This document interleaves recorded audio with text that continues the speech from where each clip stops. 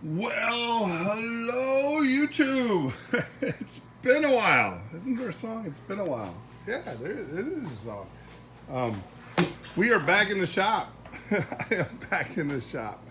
So, yeah, it's been a good reason. There's always a good reason, right? You wake up on this side of the dirt, nothing can go wrong, right? Um, no, it's been a good reason. Grandkids have moved in, so we got a full house. So getting them situated and getting everything done for them, because you know everything now revolves around them, and not everything, but yeah. So we're back in the shop, but enough of that. Back in the shop today. I wanted to go ahead and get these stiffeners back riveted on. So these are the stiffeners, and they go onto the skin. We'll pull this out. They go onto the skin here, and it adds rigidity to the system, or to the skin, to make it, and it does. It's amazing how just a little bit of metal adds that rigidity you want. So of course we're going to be using our back rivet plate, as you guys can see, full table. I recommend that you do that. If you guys get a back rivet plate, either get one that's the full table size or get one that goes end to end. So when you put your part down, you know that you're on that back rivet.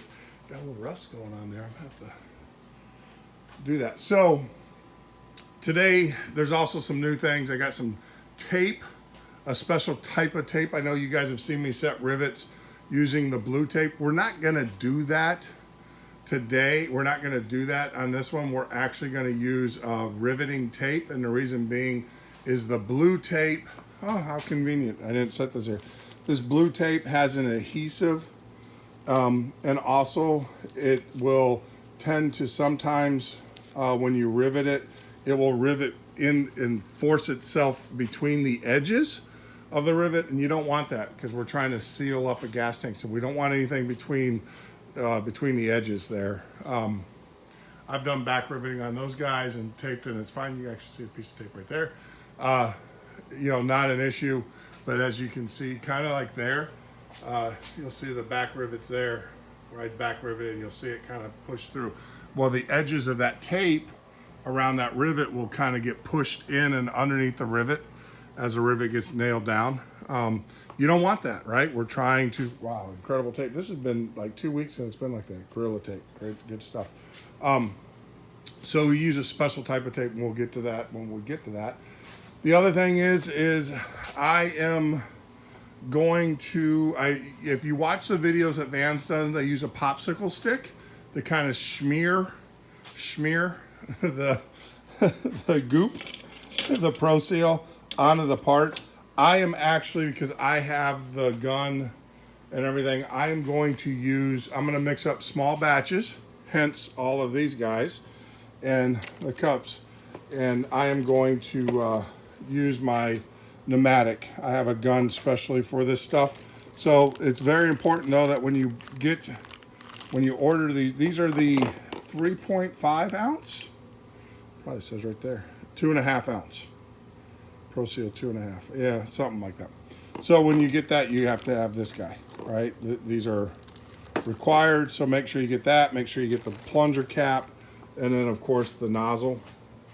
I got 20 of them. Don't know if I'll use 20 of them, but that's what I got, and whatever. But what I did not get, so we're not going to Pro Seal today. I'm going to just get the rivets set and get them taped on. What I did not get was a scale. So when you do the Pro Seal up there, you see it back there in the back, it's done by weight. It's 1 to 10 by weight. And I don't have a kitchen scale that I can use. The wife, Miss Sandy, did not, you know, I walk out of the house with our kitchen scale. She'd be like, what are you doing with that? So I'm just going to get things taped up, get the rivets taped up, get everything ready to go. And then we are going to go, hopefully, now that Mom is here with the grandkids, Miss Sandy and I are going to go into town, into our nearest big town, and we're finally, hopefully, going to go see Maverick. And while I'm out, I'll stop by a Bed, Bath and Beyond and grab a kitchen scale, no big deal. But today, at least, it gets me out of the house, keeps me out of trouble. and we'll get in here and we'll get these riveted on. Not riveted on, but we'll get all the tape, get everything taped and ready to go for the pro sealing. So, yep, you guys know the routine. Plane's not going to build itself. I got to get to work. YouTube, here we go. So here is the rivet tape. And so what makes this tape so special, I got this one from Hanson Rivet Supply. I got 2 rolls because I know I'm going to use it. Is that, see where the blue is? That's where the adhesive is. Where the clear is, it's actually clear. If you guys, I'll lift it up so you guys can see it. And that's so you can actually see your rivet as well. But the clear is clear. That there is no adhesive there whatsoever. So what you do, put your rivet in and line, and you know, and basically do out a piece. I got my little scissors and we'll cut it. The other thing is that that's a plastic. Let me see if I can do this here. So that's a plastic, and it allows unlike the bluing tape, which actually is really thick, relatively thick compared, everything's relative to this stuff.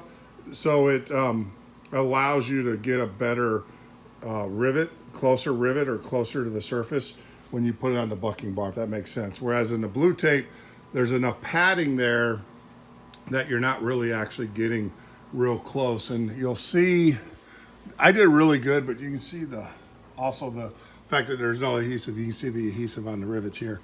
But this will allow you to get a better contact to the rivet itself, and it won't put all that goop or tape gunk onto the rivet head either. So this is Hanson. This is rivet tape. You can get it, I don't know if you can get it on Amazon or whatever. I got mine from Hanson Rivet Supply, and they're in California. They're really good about shipping it out to you. There's their information, and that's the rivet tape. So what I got to do is, like I said, I'm going to put all the rivets in here, get these cut, and the tape, that is, get the rivets in there and get them ready to go. But I will not be doing any back riveting today because I need a scale in order to mix up the Pro Seal. Oh, rivets are in. Yeah, it's pretty self-explanatory. Oh, one of the things too, you guys heard me talk about this. Get this foam padding. This stuff is awesome, especially on these hard benches. It allows you can get it on Amazon, but it allows you to move the part around. You don't have to worry about scratching, number one, and number two, it holds the part really well. You know, it's stuck on there. Hey, move on. Suck it in. Yeah, the blue tape, the rivet tape, no issues. What I did is I just went ahead, because I don't like starting and stopping operation, so I went ahead and cut each piece, stuck it down. It will come off just with a little fingernail, lift it up. I just pulled it back, put my rivets in. Now luckily the fan there didn't get this thing going like this, so that the rivets kept on popping out. They stayed in there, they behaved. We had a conversation before we started this. I told them what I expected, and they did. So I pulled it back, put the rivets in, and just laid the tape down. But see how you can see the rivet heads? That's why it's clear. Oh, I can't line anything up, but that's okay. So yeah, so that's it. Got it all done, both sides. So now, like I said, we are ready to back rivet. I'll get this bench cleaned off and everything. Go ahead and get that ready. God, I gotta get in here and clean the shop up.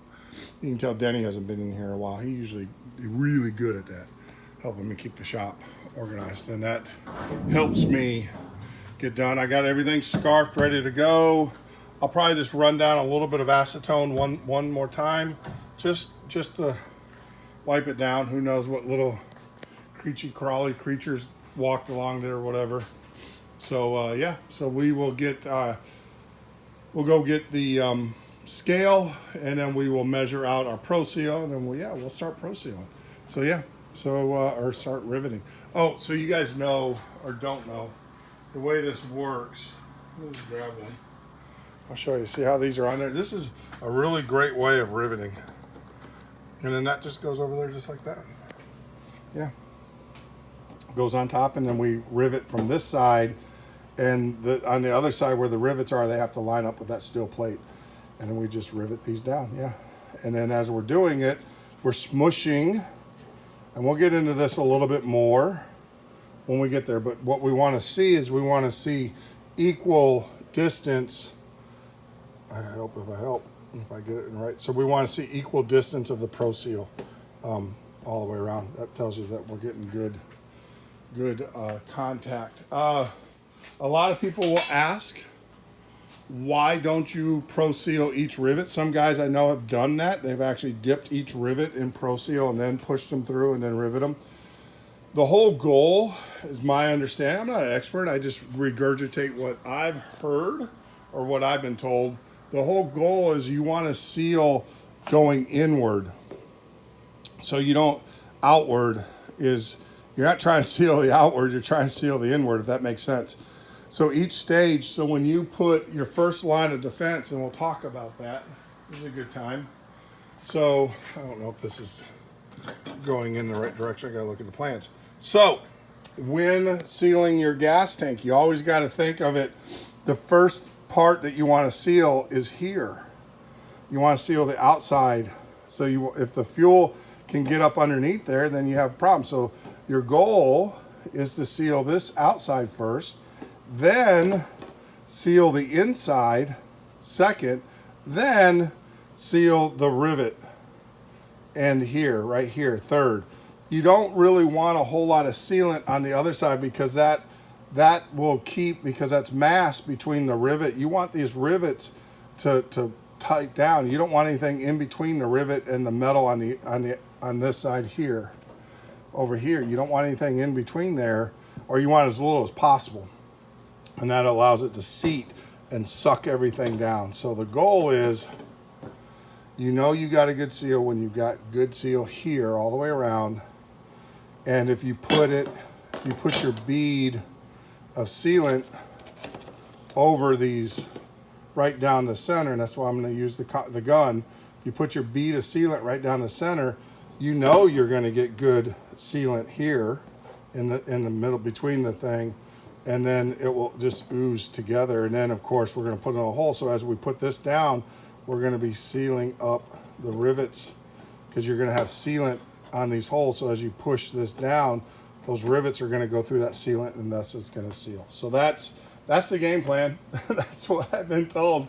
When we get in here and do it, though, you know, we'll see. We'll see, and I'll let you guys know how it turned out. Actually, you'll see how it turned out. So stay tuned. I appreciate you guys joining me today in the shop. I know it's been a very slight day. Long video, though. Very long video compared to the amount of minutes that I sat in the shop. But, yeah, we're walking you guys through the process and everything. But, yeah, get this foam. You're going to use it. You're going to need it making those guys. You're going to need it like I've got it here. It's great for holding parts onto the bench and they don't slide off.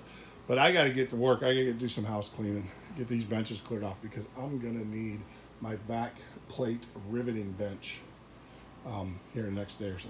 All right, so you know the routine. Be well, be safe. Leave a comment question about the plane. Leave all the other stuff away out of the comment section. I will only answer and I will only allow those comments and questions as it regards to the building of the RV or any other plane for that matter, or flying in general. So be well, be safe, and may God bless you.